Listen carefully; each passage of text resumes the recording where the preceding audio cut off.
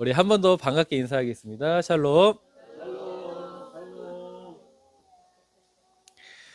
성도님들, 제가 질문해 볼게요. 우리 교회 다니는 분들을 밖에선 뭐라고 부르는지 혹시 아십니까?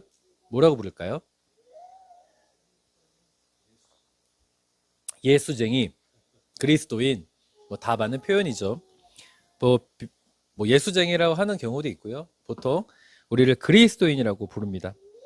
그러면요, 성도님들, 누군가 나에 대해서 예수쟁이다, 그리스도인이다 라고 부르면 어떤 감정 혹시 느끼십니까? 누군가 나에 대해서 너 그리스도인이야? 너 예수쟁이야? 라고 묻는다면 어떤 마음이 드십니까? 어떤 마음이, 뭐 아무도 그렇게 당신 예수쟁이요, 그리스도인이라고 말한 적이 없습니까? 큰일 났네요, 이거. 예수쟁이다, 그리스도인이다 라고 교회 다니시나 봐요 라고 말하면 굉장히 좀 긴장되지 않습니까? 내가 좀 뭔가 긴장을 할 것 같고 불편감이 좀 있습니다. 지금 시대는 어떻게 보면 이 그리스도인이다, 기독교인이다, 교회 다닌다라고 하는 것이 사실 조롱의 대상이 된 시대인 것 같습니다. 기독교를 혹시 뭐라고 부르는지 아십니까? 우리 예지가 바로 말을 하네요. 기독교를 인터넷상에서는 개독교라고 부르기고요. 기독교인을 뭐라고 부르는지 아십니까? 개독교인이라고 부른다고 해요. 그러니까 그만큼 비아냥거리고 조롱하고 있는 표현이죠. 이 시대가 굉장히 그리스도인이라는 것이, 내가 교회 다닌다는 걸, 내가 예수쟁이라는 걸 밝히는 것이 상당히 좀 긴장되고 불편한 시대를 살아가고 있다라는 겁니다. 그런데 성도님들, 저는 오늘 내가 예수쟁이다, 내가 그리스도인이다, 내가 교회 다닌다, 이거를 자부심을 가지고, 자긍심을 가지고 당당히 밝히기로 결단하는 우리가 되었으면 좋겠습니다. 내가 어디 가서 그리스도인이라 자신 있게 말 못했던 나라면 성경이 이 그리스도인이라고 밝히는 것이, 내가 예수쟁이라고 말하는 것이 얼마나 중요한지에 대해서 말하고 있거든요.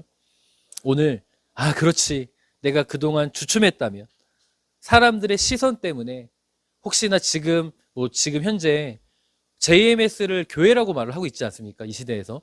그러다 보니까 지탄의 대상이에요, 교회가. 또 한때 신천지 때문에 코로나 초창기 때 교회가 지탄의 대상이었죠. 굉장히 이기적이다, 배타적이다라는 프레임으로 우리가 그리스도인이라는 것을 밝히는 것이 상당한 부담감이었습니다.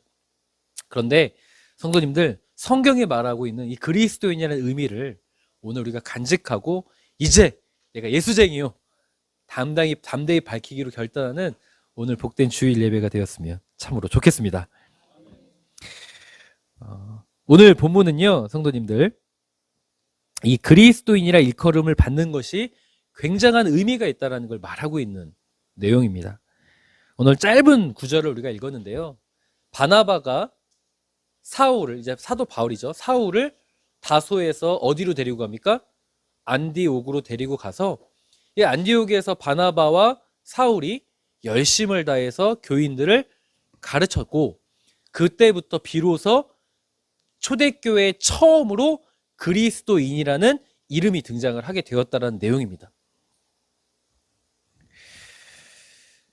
그러면서 이 11장 26절 이후로 이 사도행전 11장은요, 굉장히 중요한 전환점이에요. 왜냐하면 그동안 초대교회의 사역의 중심지는 어느 교회였을까요? 예루살렘 교회였는데, 이제 앞으로 초대교회의 사역의 중심지가 어느 교회가 될까요? 안디옥 교회가 되는 장면이 이루어집니다.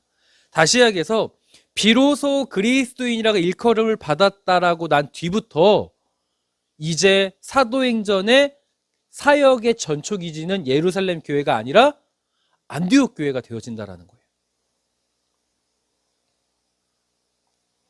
그래서 그리스도인이라 일컬음을 받는 것이 굉장한 의미가 있다라는 정답을 먼저 말씀드리고 시작을 하자면, 우리가 그리스도인이라는 걸 밝히고 그리스도인이란 칭함을 듣고 일컬음을 받게 되어지면 우리는 하나님의 역사 가운데 서게 됩니다.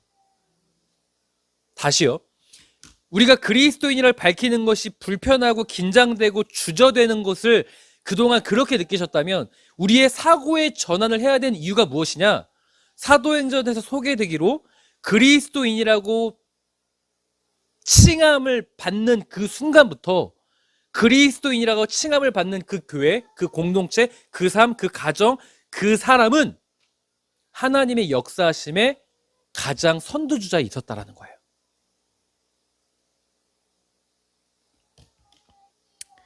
저는 이 말씀이 저에게 사실 굉장히 놀라웠습니다.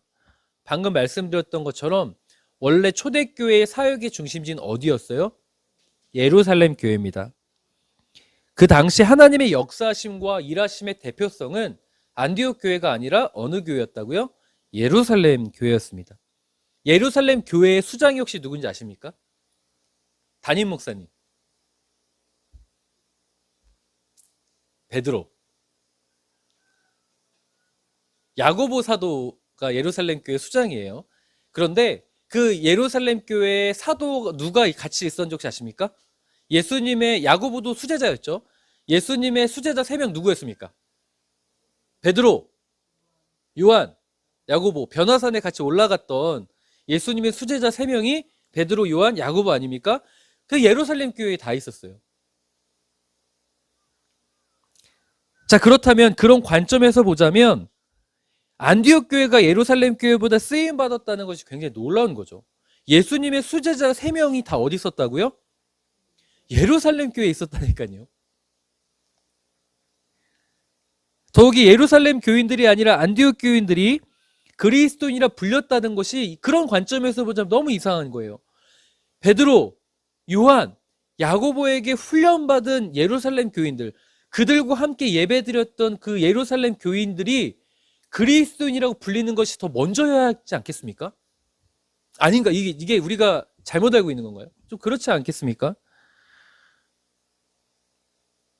예수님의 수제자들에게 예수님의 가르침을 직접적으로 들었을 거 아니에요. 그러면 그런 명확하고 아주 구체적인 가르침을 듣고 배우고 훈련받았다면 예루살렘 교회가 그리스도인이 되고 또 더 나아가서 사도행전 11장 그 이후에 그리스도인이라 일컬음이 안디옥이 아닌 예루살렘 교인들이 받고 예루살렘 교회가 쓰임 받는다는 내용이 나오는 것이 더 자연스럽다라는 거예요. 그런데 왜 안디옥 교회가 그리스도인이라고 칭함을 받고 그들이 쓰임을 받았겠습니까? 왜겠습니까? 왜 예루살렘 교회가 아니라 안디옥 교회가 쓰임 받았겠습니까? 왜 안디옥 교회 교인들이 그리스도인이라 칭함을 받았겠습니까? 이유가 뭘까요?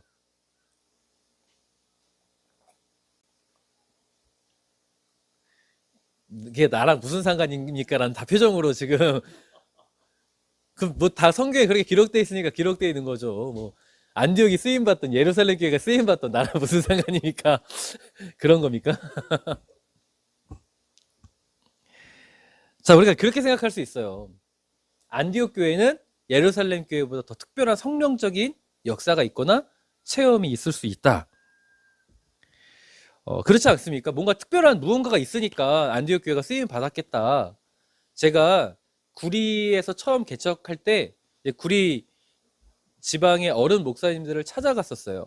제가 이 구리 지역에다 교회를 개척하고 싶습니다. 처음에 제가 환영받았을까요? 환영받지 못했을까요? 환영받았습니까? 환영받지 못했습니까? 환영받지 못했습니다. 왜냐하면 목사님들의 생각에서는 지금 시대는 개척이 어려운 시대인 거예요. 그리고 어차피 해봐야 안 될 것 같다라는 거예요. 그렇지만 제가 용기를 가지고 해보겠습니다라고 하니까 저에게 이런 조언을 해주셨습니다. 어떤 조언을 해줬냐면 구리 지역에 유명한 교회들이 많다. 큰 교회들 있어요. 아주 전국적으로 유명한 교회들도 있습니다. 그런 큰 교회들이 있다. 그리고 구리 지역은 굉장히 땅 덩어리가 좁다. 너가 비집고 들어갈 틈은 사실상 불가능하다. 그러나 한 가지 방법이 있다면 특수 목회를 해라. 너가 잘하는 남들이 흉내내지 못하는 그것을 가지면 그래도 된다라는 거예요. 그러면서 무슨 예화를 들어주셨냐면 자영업에 대해서는 이야기를 들어주셨어요. 대형 마트가 있지만 대형 음식점 프랜차이즈 식당들이 있지만 그래도 골목 시장에 골목 상권에 작은 가게가 되는 가게가 있다는 거예요. 대다수 가게가 문을 닫지만 되는 가게는 어떤 가게예요? 특별한 레시피가 있고 특별한 무언가가 있는 가게는 그래도 살아남는다라는 예화를 들어주셨습니다. 상당히 설득력이 있죠? 뭐 제가 뭐 질문을 하면 다들 뭔가 부정적으로 한번 꽈서 생각하시나 봐요. 그냥 즉흥적으로 생각을 해주세요. 상당히 설득력 있죠? 네. 상당히 설득력 있어요. 저도 동의했습니다. 저 역시도 기존 교회의 것을 그대로 답습하면 승산이 없다고 생각을 했어요. 그런데 우리 교회 현재의 상황을 보십시오. 기존 교회의 프로그램과 그렇게 큰 차이가 있지는 없어요. 그대로 거의 비슷합니다. 그럼 제가 그 목사님의 의견을 무시하고 막 그렇게 되는 겁니까? 저 같아도요, 프로그램이 잘 되어 있고 예배 환경이 더 훌륭한 교회를 제가 성도라면 선호할 수도 있다고 생각을 합니다. 자, 그렇게 생각해 보면 안디옥 교회는 그래도 예루살렘 교회보다는 더 특별한 무언가가 있었기 때문에 환경적으로는 좋지 않아요. 생각해 보세요. 베드로, 요한, 야고보 사도와 같은 그 어마어마한 사도들이 있다니까요. 안디옥 교회는 없잖아요. 그때 사도 바울이 나중에 이제 중심이 되지만 그때까지는 사울이에요, 사울. 안디옥 교회는 유명한 사람도 없고, 그렇다고 이제 시작하는 개척 교회예요. 예루살렘 교회는 초대교회의 중심지고 큰 교회예요. 그러면 안디옥 교회는 뭔가 특별한 무슨 성령의 역사가 있지 않겠습니까? 그런데 성경은 성령의 역사도 안디옥 교회가 아니라 다 예루살렘 교회에 포커스를 맞추고 있어요. 한번 말씀 볼까요? 사도행전 2장 41절입니다. 함께 읽겠습니다. 시작.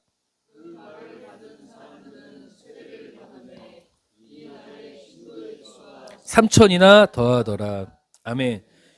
이 성령의 역사가 예루살렘에 있는 마가의 다락방에서 오순절 역사가 나타나고 사도행전 2장에 그 다음부터 이 성령을 받은 사도들이 예루살렘 교회에서 본격적으로 복음을 증거하기 시작하는데 세상에 사도 베드로가 설교를 딱 했어요. 그날 세례 받으러 온 사람이 몇 명이에요? 설교 들은 사람 훨씬 많을 거예요. 이 세례를 받았다는 건 지금 우리가 받는 세례랑은 차원이 달라요, 성도님들. 우리는 지금 그냥 그래 교회에서 세례 받으라고 하니까 가서 세례 받자 이런 개념이잖아요. 그게 아니라 그때는 내가 정말 내 가정과 내 삶을 하나님께 드리기로 결단한 사람은 세례를 받았어요. 그런데 그 설교를 듣고 그런 결단을 한 사람이 몇 명이었어요? 3,000명이에요. 성령의 역사가 있으니까 정말 놀라운 기적들이 나타나는데 심지어 사도행전 3장엔 어떤 일이 나타납니까? 제9시에 베드로와 요한이 예루살렘 성전으로 올라갈 때 어떤 일이 있습니까? 성전 미문의 앉은뱅이에게 앉은뱅이에게 표적을 베푸지 않습니까? 나사렛 예수의 이름으로 일어나 걸어라. 일어나 걸어요. 뭐 난리가 나죠. 온 동네만에 소문이 났습니다. 4장에 막 대제사장들이 핍박해도 사도 베드로가 담대히 복음을 증거하고, 왜요? 성령의 역사가 있으니까. 5장에 아나니아와 삽비라가 물건을 감춘 것을 성령께서 가르치셔서 베드로가 책망하게 하시죠. 온 지역이 난리가 났어요. 야, 예루살렘 교회는 뭔가 다르다. 저기 가면은 성령의 역사가 있고 저기 가면 성령의 함께함이 있다. 막 방언 터지고 뭐 예루살렘 교회예요. 자, 특별함은 어디에가 더 있어요? 안디옥 교회는 그런 내용 안 나와요. 안디옥 교회는 그냥 거기서 복음을 증거하더라 이런 내용이에요. 성령의 특별함에 대해서 그 특별한 스페셜한 내용은 다 어디에 포커스가 맞춰져 있냐면 예루살렘 교회에 포커스가 맞춰져 있습니다. 날마다 구원받는 수가 늘어났다. 이 예루살렘 교회는 성령의 특별함 때문에 어마어마한 대형 교회가 됐습니다.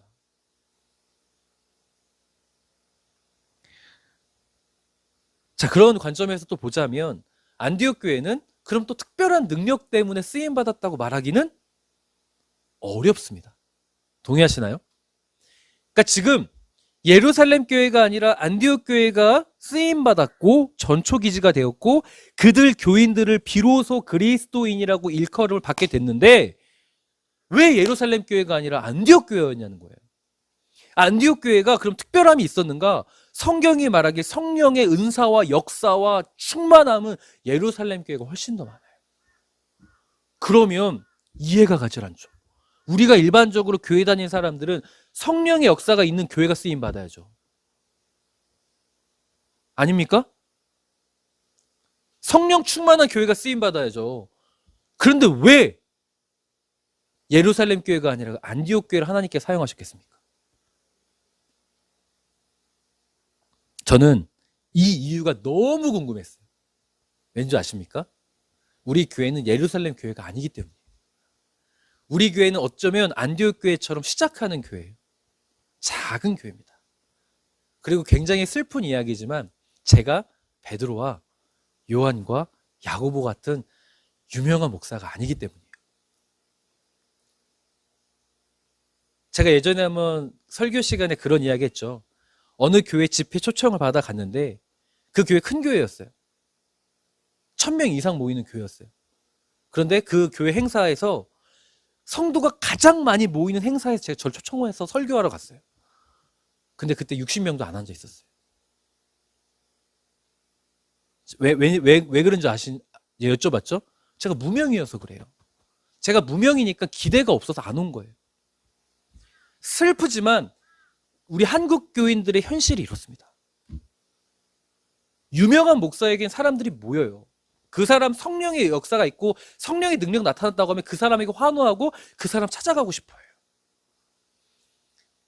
근데 제가 슬프게 제가 여기서 나사렛 예수를 막하더니 앉은 배야 일어나라! 눈먼 자의 눈을 떠라! 막 눈이 떠지고 막 갑자기 피를 토하면서 암이 다 사라지고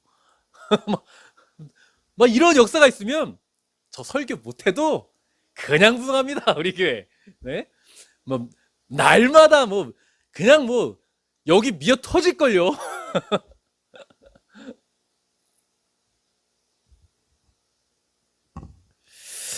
제가 베드로와 야고보, 요한처럼 유명한 목사가 아니라 저는 무명에 가까운 사람이고 CBS에 CTS에 근처도 못 가봤습니다.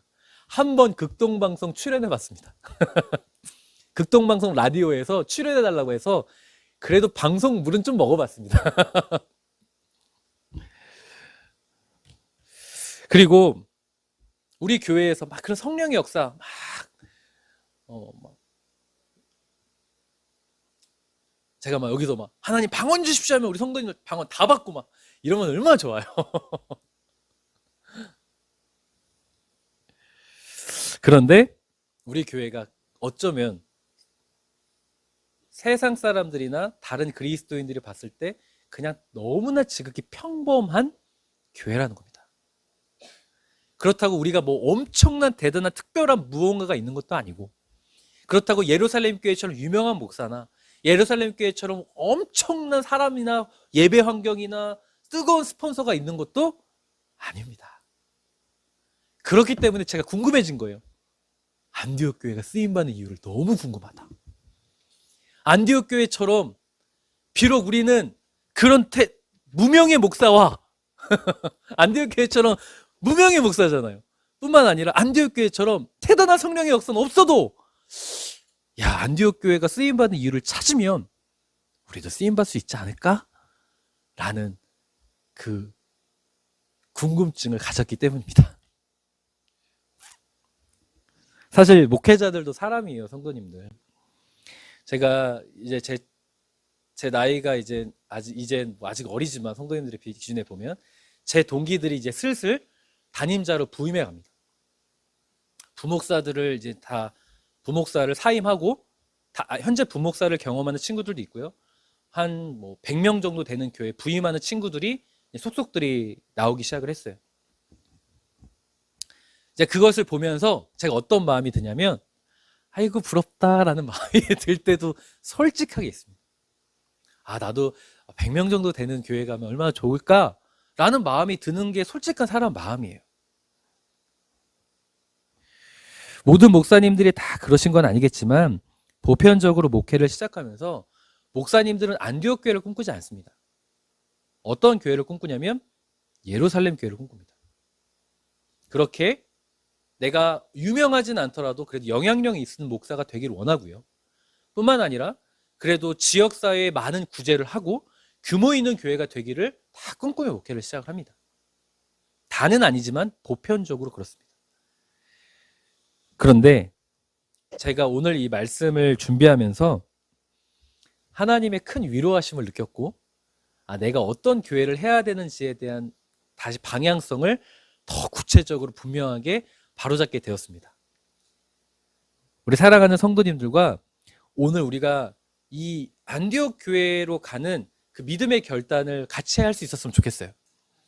이 안디옥 교회가 왜 중요하냐면 우리가 어떤 칭함을 받기 때문에, 그리스도인이란 칭함을 받는 교회가 되기 때문에, 그렇기 때문에 세상 속에서 그 말을 들었을 때 주저하는 것이 아니라 오히려 담대히 밝히고 그리스도인이라가 될 때에 비로소 하나님의 역사하심이 나타나는 교회가 됐기 때문이에요. 저는 우리 사랑하는 성도님들과 비록 작은 교회라 할지라도 하나님께 쓰임받는 것에 기뻐하는 안디옥 교회가 되기로 결단하는 오늘 복된 주일 예배가 되었으면 좋겠습니다. 그럼 궁금하잖아요. 아니, 유명한 목사님들 아니고 성령의 뜨거운 역사도 아니고, 그럼 대체 왜 안디옥 교회가 왜 쓰임 받겠습니까? 대체 왜겠습니까? 궁금하지 않습니까? 왜 쓰임 받았겠습니까? 그 이유는 사도행전 11장, 우리가 읽었던 말씀 19절에서 유추해 볼 수 있어요. 사도행전 11장 19절 함께 읽겠습니다. 시작.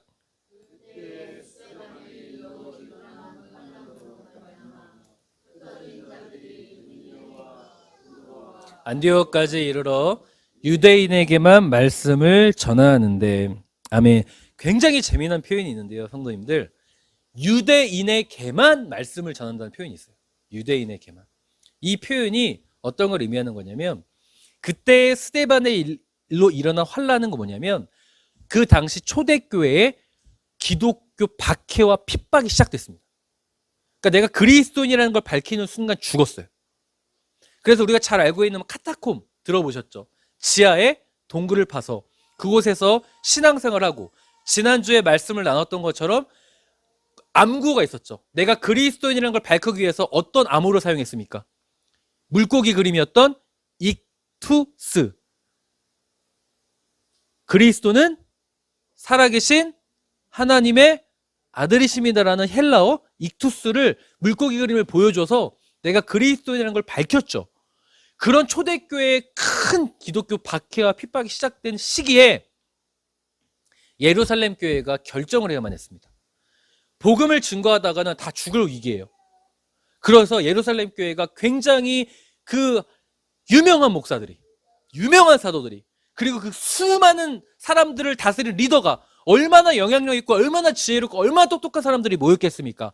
그 사람들이 모여서 회의를 해서 결정을 하는데, 어떤 결정을 하냐면, 자, 그래도 복음은 증거해야 됩니다.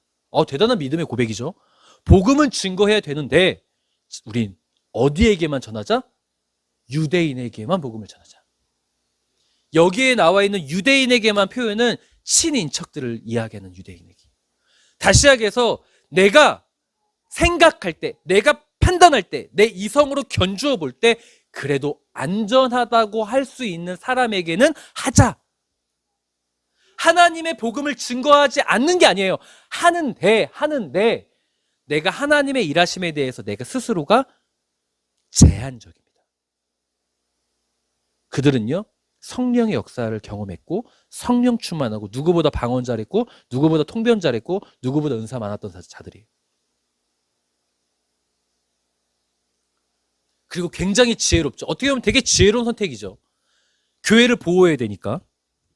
이뿐만 아니라 이들이 굉장히 지혜로운 선택을 한 것 같고 있지만, 이들이 놓치고 있는 것은 뭐냐면 하나님의 일하심에 대해서 내 생각을 앞세우고 있다는 거예요. 이뿐만 아니라 사도행전 9장 26절 우리 함께 읽겠습니다. 시작. 사울이 예루살렘에 가서 제자들을 사귀고자 하나 다 두려워하여 그가 제자됨을 믿지 아니하니. 아멘. 예루살렘 교회가 굉장히 지혜로운 교회지 않겠습니까?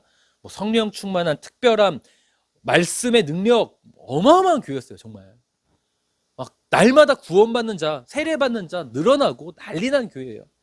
근데 그 교회가 배타적인 모습을 취하는데, 사울이 예루살렘에 갑니다.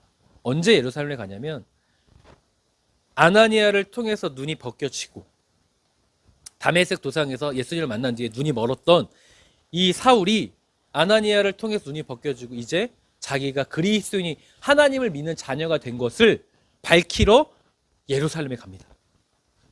근데 예루살렘에 가자 안 믿을 거 아니에요, 사람들이. 사울이 어떤 자였어요? 사도행전 8장에 어떤 사람이었습니까? 스데반을 죽이는데 앞장선 사람이에요, 속된 말로. 초대교회 핍박의 최고 선봉장이었어요. 그러니 예루살렘 교회 교인들이 그 사람의 말을 믿겠습니까? 그래서 위로의 아들이라고 칭함을 받는 바나바가 보증을 씁니다. 사도행전 9장 27절에 바나바가 다메섹 도상에서 있었던 일들을 자세히 설명해요.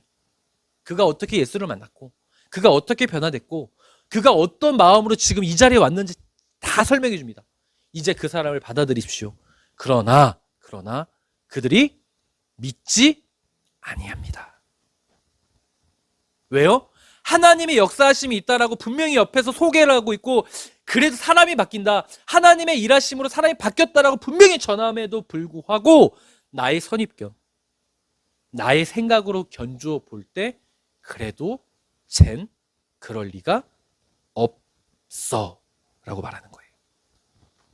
다시 이야기해서 예루살렘 교회는 하나님의 일하심에 대해서 굉장히 제한적입니다.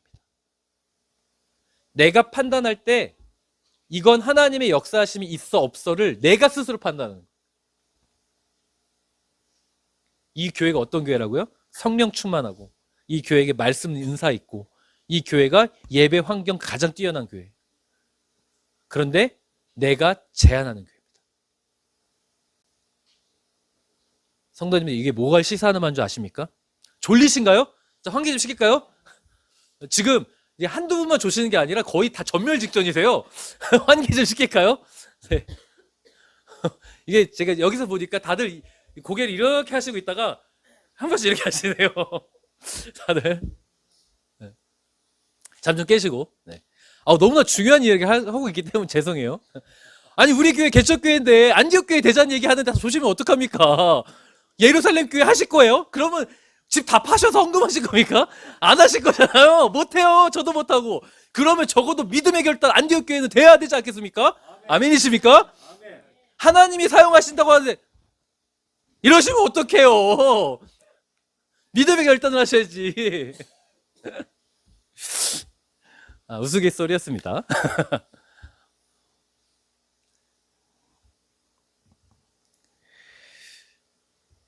지금 사도행전 9장 내용이나 사도행전 11장 19절 내용은요, 굉장히 사실 타당해 보이는 선택이에요.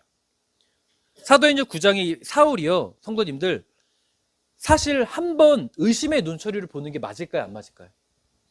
예전에 이경재 권사님께서 저희 가정이 교회를 옮길 때에 이런 사건이 있었어요.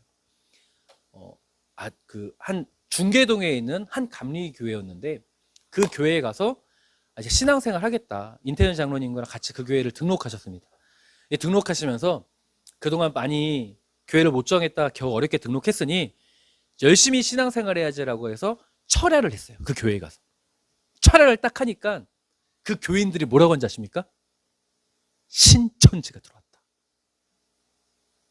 그리고 그 교회에서 나가달라는 담임 목사님의 말씀이 있었어요. 그래서 나왔어요. 그러니까 저랑 같이 개척을 하고 싶어서 한 게 아니라 쫓겨나서 저랑 같이 개척하신 거예요. 대단한 결단으로 저를 도우려고 오신 게 아니라 쫓겨나서 오셨습니다. 참 웃기죠? 이게 내가 의심하고 하면 누군가는 그런 결단을 해줘야 돼요. 공동체를 보호하기 위해서. 어쩌면 그 교회 담임 목사님은 그 공동체의 소용돌이, 그 시끄러워지는 것을 막고자 그냥 차라리 그 위험 요소를 제거한 거예요. 어떻게 보면은 세상적 이치로 보면 타당하죠. 잘했죠. 공동체를 지킨 거니까. 뿐만 아니라 사도행전 11장 내용에서도 어떻습니까? 유대에게만 복음을 전했다라는 건 그래도 우리 교회 교인들을 보호하고자 하는 타당한 이유입니다. 그런데 성경이 말하길 그런 교회에겐 하나님의 역사가 없다라고 말해요. 성령 충만함이 있고 뜨거운 예배가 있는데 없대요. 이거 얼마나 우리에게 시사하는 바가 큰데요. 성도님들, 우리가 기도하고 주여 주여 외치고 성령 찾고 하나님의 은혜 경험했어도 우리가 하나님께 쓰임 못 받을 수 있어요. 우리가 그렇게 예배를 사모하고 하나님밖에 없다고 말해도 쓰임 못 받을 수 있어요. 이거 굉장히 중요한 이야기입니다. 그럼 누가 쓰임 받냐고요? 어떻게 안디옥 교회가 쓰임 받았냐고요? 20절 너무 중요한 말씀이에요. 함께 읽겠습니다. 시작. 그 중에 구브로와 구레네 몇 사람이 안디옥에 이르러 헬레인에게도 말하여 주 예수를 전파하니. 아멘. 안디옥 교회 사람들은요, 너무 비교하고 있어요. 19절과 20절에 의도적으로 비교하고 있는데, 누구는 유대에게만 복음을 전하고 있는데 20절에는 누구에게도 전했대요. 헬라인에게도 전했대요. 헬라인은 이방인이에요. 이방인에게 전했다는 건 안전해요, 안전하지 않아요? 19절에 다시 보세요. 19절을 보면 그때가 언제예요? 스데반의 일로 일어난 환란이 있을 때, 초대교회의 굉장한 핍박, 죽을 수밖에 없는 그 시기에, 그래서 선택은 유대인에게만. 그러나 안디옥 교회는 우리는 성령 체험 별로 없어요. 우리는 유명한 목사님 없어요. 그런데 예수를 헬라인에게도 전했대요. 이 말은 뭔지 아십니까? 하나님의 일하심에 대해서 내 생각으로 제한하지 않겠다는 거예요. 설령 그것이 위험할 수 있고, 생각해 보세요. 내 생각을 앞세우면 이게 위험하다라는 판단을 먼저 해요, 안 해요? 하죠. 이게 안 된다고, 어렵다는 생각을 먼저 해요, 안 해요? 하죠. 안 한 거예요, 안디옥 교회 사람들. 안 한 거예요. 저 사람들이 바보입니까? 세상 사람들이 보면은 멍청하고 어리석어요. 그래서요, 성도님들, 초대교회 당시에 그리스도인이라는 표현은 조롱의 대상이었습니다, 사실. 초대교회에서 그리스도인이라고 부른 이유가 뭐였는지 아세요? 야, 쟤네들은 순교한다는 멍청이들이야 라는 표현이 그리스도인이었어요. 다시요. 야, 쟤네들은 순교하는 멍청이래. 왜 안디옥 교회가 비로소 그리스도인이라는 일컬음을 받는지 아시겠습니까? 헬라인에게 전했기 때문이에요. 그래서 말하는 거예요. 쟤들 그리스도인이래. 쟤들 순교하는 멍청이래. 세상 이치로 보면은 그렇게 어리석고 멍청하고 바보 같은 모습입니다. 근데 그들이 왜 그런 결정을 했겠습니까? 그들이 생각이 없어요? 다윗도 생각해 보세요. 다윗이 생각이 없습니까? 그렇게 똑똑한 사람이 누구의 마음을 품었기 때문에 그런 행동들을 했습니까? 예루살렘 정복을 할 때 여부스 족속이 다리 저던 자라도 맹인이라도 너를 이긴다고 말하는 그 조롱을 들으면서도 왜 예루살렘 정복을 나갔었습니까? 하나님과 함께 했기 때문에. 이 안디옥 교회 사람들이 왜 헬라인에게 전했겠습니까? 그들이 내 생각을 앞세우기보다는 누구에게 소망을 두었기 때문에? 하나님께 소망을 두었기 때문이에요. 이 그리스도인에게는 헬라인의 단어의 뜻이요, 그리스도에게라는 뜻입니다. 그리스도인은 이 헬라어 단어를 보면 한글로 그리스도에게라는 뜻이에요. 이 그리스도에게는 또 다른 표현으로 뭐라고 되어 있냐면, 주석서에 그리스도에게 속하다라는 뜻이에요. 다시요. 그리스도인은 그리스도에게, 이 그리스도에게는 그리스도에게 속한 자란 뜻이에요. 성도님들, 이 그리스도에게 속한 자가 얼마나 중요한지 아십니까? 하나님께 속한 자가 얼마나 중요한지 아십니까? 다윗이 그래서 기가 막힌 고백을 합니다. 시편 62편 5절 함께 읽겠습니다. 시작. 나의 영혼아 잠잠히 하나님만 바라라. 무릇 나의 소망이 그로부터 나오는도다. 아멘. 내가 하나님께 속한 자, 하나님만 바라는 자는요, 소망이 생겨요. 주님께 소망을 두기 때문에 희망이 두렵지 않아요. 내가 그리스도에게 속한 자, 하나님께 속한 자는요, 하나님의 소망이 나에게 있기 때문에 계산하지 않아요.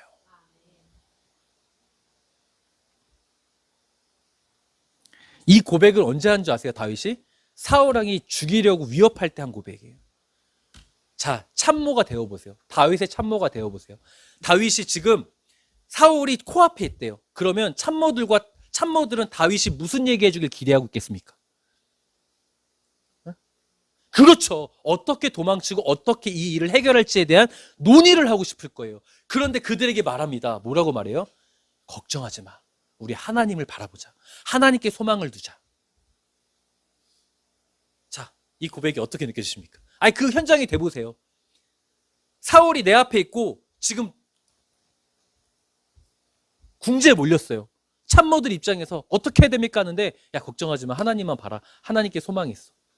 지금 죽기 일보 직전. 내 생각으로 봤을 땐 진짜 위험해요. 이 발언을 어떻게 받아들이시겠습니까? 딱 신약 시대로 가면 안디옥 교회가 딱 그런 상황인 거예요. 헬라인에게 복음을 전했다? 너네들 그러니까 그리스도인이야 라고 말하는 거예요. 멍청이들. 진짜 멍청이들. 근데 하나님은 그렇게 조롱받을 때 하나님은 안디옥 교회 교인들을 조롱하지 않았습니다. 안디옥 교회 교인들의 그 그리스도인이라는 단어를 세상 사람들은 조롱하는 단어로 사용했지만 하나님은 나에게 속한 자다라고 받아들이셨어요. 그리고 그 고백이 나오자마자 갑자기 예루살렘 교회가 지워지기 시작합니다. 그러면서 사도행전 11장 이후로부터 하나님은 안디옥 교회에 기름 부음을 주시고 안디옥 교회를 사용하셨어요. 너무 놀랍지 않습니까? 다시아에서 무슨 뜻이냐면 안디옥 교회가 하나님께 쓰임받은 이유는 딱 하나였어요. 성경이 소개하는 것. 계산하지 않고 어떤 순간이 와도 어떤 문제를 만나도 내 머리로 계산하지 않고 그저 하나님께 소망을 두었기 때문이에요. 내 생각 앞세우지 않고 위험하고 멍청해 보이는데 하나님, 제가 머리로 계산하지 않고 하나님의 도움을 구합니다. 하나님, 나를 긍휼히 여겨 주세요. 하나님, 제가 믿음이 없습니다. 믿음 흔들리지 않게 주님만 바라볼 수 있는 믿음 주세요라는 그 기도한 거예요. 하나님은 안디옥 교회를 사용하셨습니다. 제가 몇 주 전에 한 장로님께 문자를 받았습니다.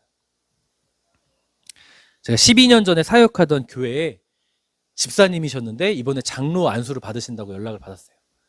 이 장로 안수를 받으면서 자신의 신앙을 좀 되돌아보고 싶다는 생각이 들어서 자신의 신앙의 여정을 되돌아봤답니다. 그런데 제가 생각이 났대요. 12년 전을 되돌아가는데 제가 생각이 났대요. 너무 놀랍지 않나요? 남의 일이니까 별 관심도 없으시죠? 제가 그렇게 감동적인 사람이랍니다. 그러면서 그 장로님이 여기서 잠깐 한 가지 자랑 잠깐 할게요. 그때는 재무부원이셨는데 제가 오후 예배 설교를 했는데 오후 예배 설교를 했을 때 제가 얼마나 젊었겠어요. 20대였잖아요. 그때 20대 중반이었는데 아니구나 20대 후반이었구나. 그때 젊은 전도사가 설교를 하는데 거기에 어떤 타 교회 교인이 그냥 우연찮게 왔다가 큰 교회였으니까요. 왔다가 설교를 듣고 감동을 받은 거예요. 그래서 감사원금을 해서 감사원금 기도자를 뭐라고 썼냐면 이런 전도사님이 그러니까 뭐 제가 목사인 줄 알았나 봐요. 이 젊은 목사님의 설교가 너무 뛰어나네요. 남의 일이니까 관심 없을 줄 알았어요. 이러면서 감동받았다고 이제 헌금을 하셨어요. 그러니까 그 부분 재무부원이니까 너무 기억이 남았대요. 그리고 그런 일이 그 뒤로도 없었대요. 이런 내용은 이제 다 잊어주시고. 근데 그 당시에 제가 굉장히 좀 파워풀한 사역을 좀 했었어요. 성령 사역을 했었거든요, 제가. 성령 사역을 하다 보니까 우리 그 중고등부 아이들 대다수가 방언을 했고 하나님의 음성 듣는 방법도 제가 가르치고 약간 제가 좀 한쪽으로 치우친 사역을 했었어요. 성령 사역 위주로 많이 하다 보니까 지금은 제가 그걸 좀 반대하는 편이에요. 그래서 워낙 성령 사역을 했던 자여서 지금 성령 사역이 아니라 전 말씀 사역과 이 중간 지점으로 같이 가야 한다고 보는 사람입니다. 근데 어쨌든 그러다 보니까 정말 교회가 많이 부흥했어요. 청소년부가 그 당시에. 그래서 그 장로님께서 보셨을 때 되게 흐뭇하셨나 봐요. 근데 집사님이셨는데 그러다 보니까 제가 너무 궁금해졌대요. 그 10년 여전의 과정을 돌이켜보다가 근데 제가 교회를 떠나면 한 가지 하는 게 뭐냐면 전에 있던 성도님들과 연락을 다 끊습니다. 부교육자였던 교회에는 참 쓸데없는 짓인 것 같아요. 왜 연락을 끊는지. 그게 멋인 줄 알았습니다. 내가 그러니까 그만 교만한 거죠. 내가 영향력 있으니까 연락을 끊어야 그 교회 새로운 부교육자와 함께 잘 성장해 간다. 참 교만한 생각이죠. 제가 뭐라고 연락해도 잘 되는데. 어쨌든 그래서 제가 연락을 끊었었는데 어떻게 저를 찾으셨나 봐요. 요새는 유튜브가 있잖아요. 제 이름을 검색해서 우리 교회를 보게 되셨대요. 그래서 우리 교회 이름을 보고 교회 주소록을 찾았는데 교회 주소록에 인터넷에 나와 있는 주소를 찾아보니까 세상에 저기 지하교회가 나온 거예요. 그 뭐지? 여기 교회가 어떻게 되지? 근데 유튜브에 제 교회 주소를 올려놨거든요. 올려놨는데 세상에 깜짝 놀랐대요. 로드뷰를 보니까 십자가가 없대요. 그리고 검은 비닐하우스 하나가 딱 있더래요. 이게 교회야? 십자가도 없는데? 그런데 그게 감동이 돼서 연락을 하셨다는 거예요. 비닐하우스 교회에서 감동이 돼서 연락을 하셨대요. 제가 앞에 막 깔았잖아요. 제가 예전 설교에서 그것 때문에 연락한 거 아니에요. 제가 괜히 그래도 조금 밑밥 깐 거예요. 그거 아무것도 쓸데기 없고 이거 비닐하우스 교회 아니었으면 연락 안 하셨대요. 왜 비닐하우스 교회가 감동이 되셨냐면 그 장로님께서 있는 그 지방에 큰 교회가 있습니다. 아주 큰 교회. 저도 아는 교회인데 거기에 후임 목사님을 초빙하는 이 과정에서 잡음이 많은 거예요. 예루살렘 교회잖아요. 큰 교회. 그 교회를 누구나 다 가고 싶어 하는 거죠. 그러니까 목사님들이 막 욕심내고 있는 거예요. 막 정치하고 막 뒤에서 조종하고. 그래서 너무 실망이 평신도 입장으로서 저게 무슨 교회야라는 실망이 있었대요. 그런데 세상에 검색을 해봤는데 저를 찾았는데 교회 건물이 아니라 비닐하우스에서 목회를 하고 있는데 그게 너무 고맙더래요. 건물이 아니어도 그래도 저렇게 목회하는 사람이 있는데 야, 감리교회 희망이 있구나. 제 속사정도 모르시고. 근데 제가 그 장로님께서 저에게 이런 말씀하셨어요. 목사님, 2번의 큰 장문의 문자가 왔거든요. 요점은 이겁니다. 저희 가정도 목사님과 교회를 위해 기도하겠습니다. 이 감리교회에 희망이 되어주세요라는 내용이었어요. 비닐하우스 교회인데 우리 어부들 교회를 통해서 희망을 보셨대요. 저는 그 장로님의 메시지가 하나님의 음성으로 들렸습니다. 왜냐하면 그 전주, 장로님에게 연락 오기 바로 전주에 제가 설교 시간에 얘기했던 적이 있어요. 지방 어른 목사님이 교회 건축을 하라고 했어요, 저한테. 비닐하우스 가지고는 교회가 부흥 못한다. 30명 정도가 최대 한계치다. 너가 50명 이상 치고 가려면 교회 건축하지 않으면 성장 못해. 아주 현실적인 이야기를 저에게 해주셨어요. 대출 받고 1층에 가게에 월세 주고 보증금 가지고 이자 갚아 나가면 할 수 있어. 제 귀가 무슨 귀라고 있죠? 그런가? 그게 맞는가? 이 생각했습니다. 솔직히 했어요. 그런데 일주일 뒤에 그 장로님의 문자를 딱 받고 살아계신 하나님의 음성을 전 들었습니다.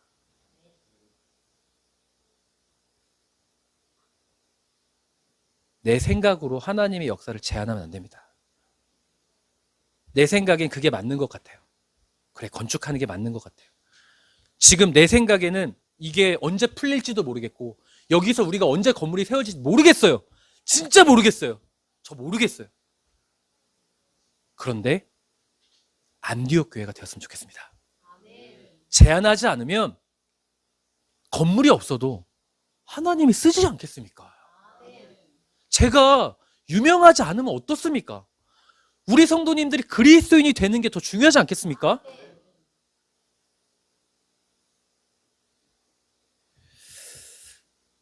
저는 이 장로님의 그 연락을 받고 사실 울었어요. 솔직히 말하면 울었습니다. 그리고 감사했습니다. 그리고 오늘 이 말씀을 전하기로 생각을 했고 오늘에서야 전합니다. 제가 성도님들과 예루살렘 교회가 사실 되고 싶었었습니다. 성령 충만하고 뭐만 하면은 막 부흥하고 성도님들, 그런데 제가 하고 싶은 목회는 안디옥 교회입니다. 비록 작더라도 건강한 교회를 하고 싶고요.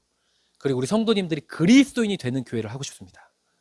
제가 유명하지 않아도 상관없고 제가 잘 나가지 않아도 상관이 없고 그래도 하나님이 쓰시면 좋겠죠. 그러나 우리 성도님들이 그리스도인이 된다면, 그래서 하나님께 소망을 두기 때문에 우리 성도님들의 삶과 가정에 하나님께 쓰임받는다면 굉장히 행복할 것 같습니다. 그래서 우리 교회가 그리스도인이라고 칭함받는 것에 주저하지 않고 담대할 수 있었으면 좋겠습니다. 사랑하는 성도님들, 그리스도인이라고 칭함받는 순간 안디옥 교회는 쓰임받았습니다. 이게 교회에만 적용될까요? 성도님들이 그리스도인이라고 칭함받는 순간 성도님들과 삶과 가정은 사도행전 11장 이후에 안디옥 교회 역사가 되는 거예요. 그러니 그리스도인이 되어주십시오. 그리스도인이 되기 위한 방법은 시편 62편 5절입니다.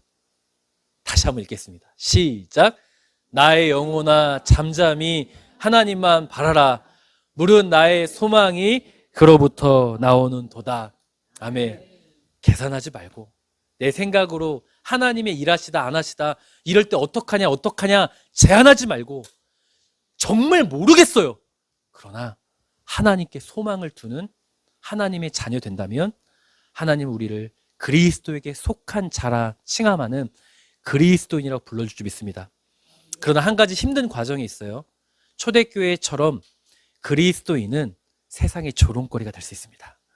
사람들이 볼 때 멍청해 보이고 그렇게 해서 넌 세상 물정 하나도 모른다라는 비웃음을 당할 수도 있습니다.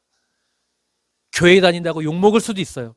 그렇지만 사랑하는 성도님들, 그리스도인이 된다면 세상에게 조롱당해도 하나님은 우리를 높이 평가하심을 꼭 기억하셨으면 좋겠습니다. 그래서 이 시간 우리 함께 이 찬양하고 결단했으면 좋겠어요. 하나님, 제가 그리스도인이 되겠습니다. 그래서 이 시간 우리 이렇게 기도했으면 좋겠는데요. 하나님, 나에게 이것이 필요하고 이 도움이 필요합니다라고 말하기 이전에 하나님, 다윗처럼 안디옥 교회 교인처럼 어떤 순간이라도 헬라인에게 복음을 전하고 어떤 순간이라도 하나님만 바라라 말할 수 있는 믿음의 담대함, 주님께 소망을 두는 자가 될 수 있도록 저를 붙잡아 달라고 기도할 수 있는 시간 되었으면 좋겠습니다. 함께 찬양합니다.